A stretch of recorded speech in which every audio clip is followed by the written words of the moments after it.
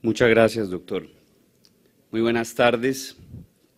Un respetuoso saludo a todos los miembros de esta ilustre mesa, por supuesto a las directivas del Instituto Colombiano de Derecho Procesal, a mis colegas, profesores y abogados que ejercen como defensores, como fiscales y como jueces,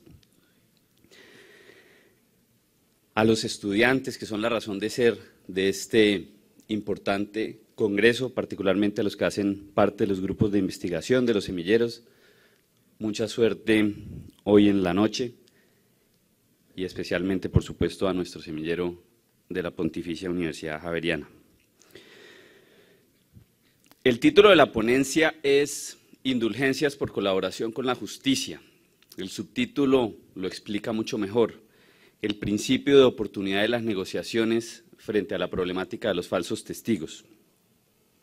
El eje temático de la ponencia escrita que ustedes recibieron en el excelente libro de memorias es el de los beneficios por colaboración, vistos desde una perspectiva amplia, el principio de oportunidad, los preacuerdos. Pero realmente la causa y el fin de haber escrito esa ponencia es la problemática de los falsos testigos. Esa problemática que está amenazando con convertirse en una crisis estructural y no simplemente en una cuestión anecdótica. Esa problemática por la cual hoy en día hasta quienes dicen la verdad son tachados de falsos testigos. Esa problemática que tanto entretiene y divierte a los medios de comunicación y que está socavando las bases de nuestro frágil sistema de administración de justicia. El tema, según planteo en la ponencia, pasa por varias manos. Por supuesto, los jueces tienen un gran protagonismo. La manida frase, aquella que se utiliza en nuestras sentencias judiciales, según la cual no se advierte en el testigo un interés o un ánimo de perjuicio o favorecimiento, que se utiliza como fórmula sacramental, casi irreflexiva, muchas veces desprovista de un real contenido, esa frase ya está haciendo crisis.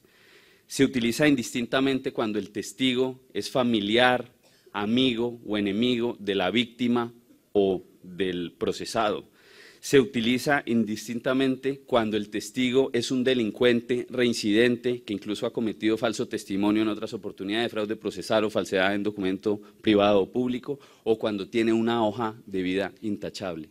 Y se usa indistintamente cuando el testigo va a obtener beneficios por el testimonio que está prestando o cuando no lo va a hacer. Se dice lo mismo, no se advierte ese interés.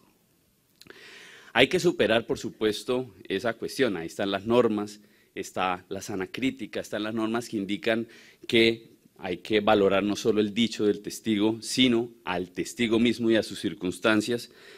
Pero finalmente esa es una cuestión que se resuelve en la sentencia.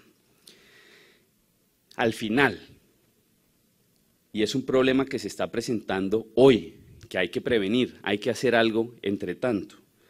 Los procesos, como se ha venido diciendo, no han sido tan rápidos como se esperaba en el sistema acusatorio y las dificultades mediáticas y reputacionales que generan los falsos testigos realmente no se reparan con una sentencia absolutoria. Es más, esas dificultades reputacionales están generando o dificultan que se dé esa sentencia absolutoria.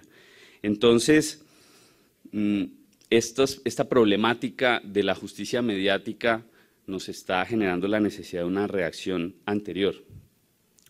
Por eso, aunque muchos de los falsos testigos no pasarían la prueba ante juzgadores serios que aplicaran las normas con las que ya contamos, la ponencia no se refiere a la sana crítica en la valoración de la prueba testimonial, ni mucho menos propone una tarifa legal negativa que disminuya o limite el valor probatorio de los testimonios cuando se obtienen beneficios. La ponencia realmente se refiere a la incidencia que están teniendo mecanismos como el principio de oportunidad y los preacuerdos en esta problemática de los falsos testigos.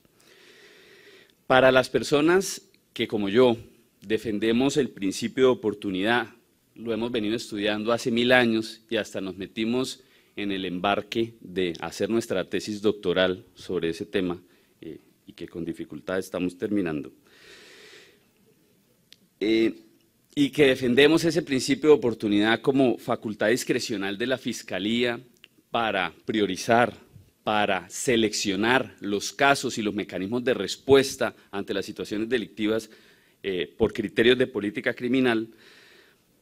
Para nosotros que pensamos que esto es viable y posible, no es fácil reconocer que el principio de oportunidad tiene una cuota de responsabilidad y que está afianzando esta problemática. Por eso, tal vez lo primero que debe quedar claro y que está planteado en la ponencia es que se afirma que es legítimo otorgar indulgencias, beneficios a quienes colaboran con la justicia. Desafortunadamente, por cuestiones de tiempo, no puedo profundizar en el tema, pero para utilizar el eslogan de moda que algunos no compran, yo sí lo compro, yo soy capaz de reconocer que sancionar con cárcel a todos los delincuentes no es un fin absoluto del Estado. Simplemente es una estrategia del Estado que utiliza para generar adhesión social a la legalidad, para evitar o para construir un contexto en el cual la violencia, el fraude y el delito no sean mecanismos de solución de conflicto, ni mecanismos para satisfacer intereses personales. Es una estrategia legítima, sin duda, pero no es la única existente y sin duda no es la única válida. El populismo punitivo al que también estamos sometidos y movimientos de carácter político que utilizan expresiones retóricas como tolerancia cero o mano dura, pues afectan la legitimidad de estas ideas que estoy proponiendo. Pero no debemos olvidar que la cárcel, que la sanción penal, que el proceso penal, que el derecho mismo, que el Estado son instrumentos, todos ellos encaminados únicamente a procurar la convivencia pacífica de los ciudadanos. Pero en los casos en que sí se puede utilizar o que sí es legítimo o válido de alguna manera utilizar el derecho penal para solucionar de alguna manera los conflictos y afrontar estas realidades, como por ejemplo la criminalidad organizada, las estructuras criminales o los casos de corrupción en los que se utiliza el derecho penal, en esos casos hay crisis o emergencia investigativa, se ha denominado así. Las autoridades no logran obtener la evidencia suficiente para lograr condenas, para procesar a las personas, o peor, en ocasiones simplemente logran evidencias circunstanciales y sobre la base de ellas se emiten condenas contrariando la presunción de inocencia, pero bueno, digamos ese sería otro asunto. Y en esos casos de emergencia investigativa, de criminalidad organizada y corrupción, se ha encontrado que los partícipes del delito, que los miembros de las organizaciones criminales pueden ser una fuente de prueba importante, que pueden aportar información, datos para orientar la actividad investigativa, para desentrañar algunas cuestiones que tienen frenada la investigación y por eso se crean estos mecanismos de indulgencias o beneficios por colaboración para estimular a los criminales y partícipes a que ayuden con esa información. Hay varios estímulos que se pueden otorgar y varias maneras como se pueden colaborar los delincuentes. Los varios estímulos pues, pueden ser desde impunidad total a través del principio de oportunidad o rebajas en virtud del contexto de negociaciones y preacuerdos. Y los diferentes esquemas de colaboración pueden ser entregar documentos, información soportada que conduzca a la investigación o simplemente ofrecer un testimonio de cargo. En la ponencia explico cómo, pues por supuesto, la mejor es la primera, porque esos documentos, esa información se pueden utilizar en diferentes oportunidades y en diferentes contextos. En ningún caso se pueden retractar. No se pueden contradecir en la práctica un testimonio cuando el contrainterrogador es hábil. En fin, pero más que eso, lo más importante es que esos testimonios de cargo ofrecidos por los colaboradores con la justicia son el caldo de cultivo de los falsos testigos. Esto, digamos, no es únicamente una problemática nuestra. Esto ha sido, por supuesto, estudiado y padecido en diferentes contextos. En la ponencia, haciendo el análisis doctrinal, esencialmente presento 3 casos: el caso italiano, el caso español y el caso norteamericano. Por supuesto, el italiano, con la importancia que tiene, la efectividad que ha logrado en la lucha contra la mafia y en el cual hay esos pactos de silencio, la famosa omertà de la mafia italiana, y a través de los beneficios por colaboración se han logrado muy buenos resultados. El tema en España de la lucha contra el terrorismo, que ha generado también estos esquemas y ha generado la reacción de la doctrina y el análisis de la jurisprudencia de todos estos casos para presentar algunas limitaciones y ajustes. Y el tema de los Estados Unidos, con su contexto especial, diferente, con su ética pragmática y utilitaria que hace que el análisis sea completamente diferente, pero que han enfrentado los mismos problemas. Y es, por supuesto, que hay una tendencia a la falsedad de los testigos cuando estamos en este contexto de beneficios por colaboración. Y eso se da por varios motivos, unos originados en los propios colaboradores y otros, desafortunadamente, en las autoridades de persecución penal. En los propios colaboradores hay una cita interesante, pues, de profesores italianos que mencionan que los pentiti, que es como se denomina a los colaboradores de la justicia en Italia, son por naturaleza prácticamente manipuladores de la verdad, simuladores empedernidos, están sedientos de venganza, y son expresiones que utilizan los defensores del sistema de beneficios por colaboración. Saben ellos que si se señalan personas con mala reputación, pues es más fácil que le den crédito a lo que están diciendo. Tienen una tendencia humana a buscar una pena más benigna, y si para ello tienen que mentir, muchas veces no tienen reparo en hacerlo. Y otros dicen el temor al castigo los induce a mentir. Pero lo más grave es cuando esto se origina en las autoridades de persecución penal. Dicen los doctrinantes, a mayor desconocimiento de los investigadores, cuando no tienen competencias investigativas y éticas, tienen mayor tendencia a creer cualquier cosa que se les diga, independientemente de que sea superficial o imprecisa. Y además se hacen unas referencias a las malas prácticas acusatorias en las que se puede incurrir de buena o de mala fe. Por ejemplo, se mencionan algunas, las preguntas sugestivas en los actos de investigación. Por supuesto, el colaborador entiende el interés de la fiscalía o de la policía y responde inventando una acusación o repitiendo otra acusación que ya ha oído y genera el falso testimonio. Otra mala práctica, los investigadores revelan detalles de la investigación a los colaboradores o les revelan cuáles son los puntos oscuros, las dudas que tienen. Y entonces el colaborador, ¿qué hace? Utiliza esos detalles que en principio no tendría por qué conocer para crear una versión creíble, que no se da porque conoció los hechos, sino porque le revelaron información. O simplemente da una versión útil, que le sirve a la fiscalía porque resuelve los puntos oscuros que tienen. Y desde esa perspectiva también se analiza, sobre todo en los Estados Unidos, lo que se llama la visión de túnel de los investigadores, que hace que no vean, no se den cuenta que están siendo objeto de manipulación o se conformen con los resultados, porque todo lo que esté de acuerdo con una hipótesis preestablecida lo van a aceptar independientemente de su validez. Y esto sin mencionar las malas prácticas dolosas, cuando los fiscales o policías logran vía coacción que existan los falsos testigos.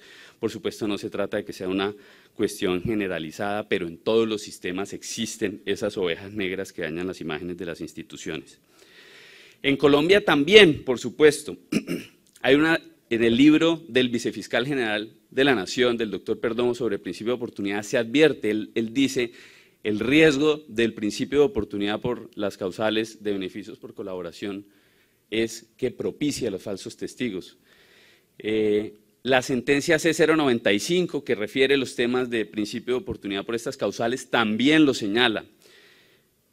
Tenemos una unidad nacional de falsos testigos creada recientemente en la Fiscalía General de la Nación. No es un problema de mentiras, es una realidad que estamos padeciendo. La Fiscalía creó esa unidad, puso a una de sus fiscales estrella a liderarlo y lo está haciendo con éxito, logrando ya múltiples condenas contra los falsos testigos, pero eso es después, es la reacción, cuando ya el falso testimonio está prestado. Hay que hacer algo antes. En la ponencia yo presento una serie de propuestas derivadas de lo que ha ocurrido en Italia, de lo que ha ocurrido en España, de lo que se hace en Estados Unidos, y por cuestiones de tiempo alcanzo a mencionar un par. Por ejemplo, para definir si un testigo colaborador de la justicia se va a solicitar como prueba en un trámite específico y si se le van a otorgar los beneficios, deben estar sujetos a una corroboración externa. No de la Fiscalía, puede ser al interior de la Fiscalía, pero no por los fiscales y policías que están llevando a cabo el caso. ¿Por qué? Porque están predispuestos a creer lo que están diciendo los colaboradores, porque es a quienes les interesa que el resultado sea positivo y porque además pueden ser los que generaron el falso testigo. Tiene que haber otra estructura al interior de la Fiscalía que haga ese control. Así ocurre, de cierta manera, en Italia con una junta central que valida esa información. Que se prefiera la información soportada documentalmente, no el testimonio. En una entrevista a un medio de comunicación el fiscal general ya lo decía, no hay que casarse con la prueba testimonial, de hecho es mucho mejor la documental, cuando las pruebas hablan por ellas mismas y no toca poner a un títere a que sea el que hable, porque ese puede decir muchas cosas. El tema de la temporalidad. Acabar los testigos a plazos. En Italia se implementó. Usted tiene un breve lapso de tiempo para decirme todo lo que sabe y lo que no diga ahí no se lo voy a aceptar, porque aquí tenemos la costumbre que además los testigos se convierten en testigos estrella y aprenden a opinar de todo. Y saben lo que pasó, saben quién mató a Galán, saben quién mató a Gaitán, todos lo saben los testigos estrella, a medida que les van preguntando, van generando respuestas. Limitar la interacción entre los colaboradores. Muchas veces están en la misma celda. Yo digo esto y tú me corroboras acá, mira, yo voy a decirlo así, ¿por qué no lo dices tú así? Eso no se debe permitir. Es más, en Italia incluso se generó la prohibición de que los abogados defensores de uno puedan serlo de los demás. Porque por supuesto, si un abogado está colaborando en la generación de los falsos testigos, porque no es un problema solo de la Fiscalía y de la Policía, sino que los abogados eventualmente pueden tratar de obtener los beneficios para sus falsos testigos, como además ya se ha visto, pues todo eso hay que regularlo y limitarlo. Algunas cuestiones necesitarán ley, por supuesto, pero algunas de ellas se pueden lograr con reglamentación interna de la Fiscalía General de la Nación a través de la posibilidad de emitir esas directrices u otros mecanismos normativos. Lo cierto es que los beneficios por colaboración, el principio de oportunidad, los preacuerdos son estrategias legítimas con las que cuenta el Estado, pero que se deslegitiman cuando tenemos una situación como la actual, tan problemática, tan fuerte de falsos testigos. Por eso se necesita urgentemente una reacción, no solo del legislador, que ahí vendrá, ojalá en las reformas alcancen a introducirse algunas de estas ideas, no solo de los jueces, que por supuesto tienen esas normas que tienen que aplicar con sana crítica y en quienes confiamos, sino particularmente y esencialmente de la Fiscalía General de la Nación, seleccionando adecuadamente a sus funcionarios y a los investigadores, impartiendo directrices, si se quiere, éticas, y generando una transformación que aleje a los fiscales y a los investigadores de la negligencia y de una serie de malas prácticas acusatorias y policiales que propician esta grave situación al sistema de persecución penal colombiano. Sí principio de oportunidad, sí beneficios por colaboración, no falsos testigos. Hay un camino que tenemos que empezar a trabajar y pues para eso está la academia. Muchas gracias.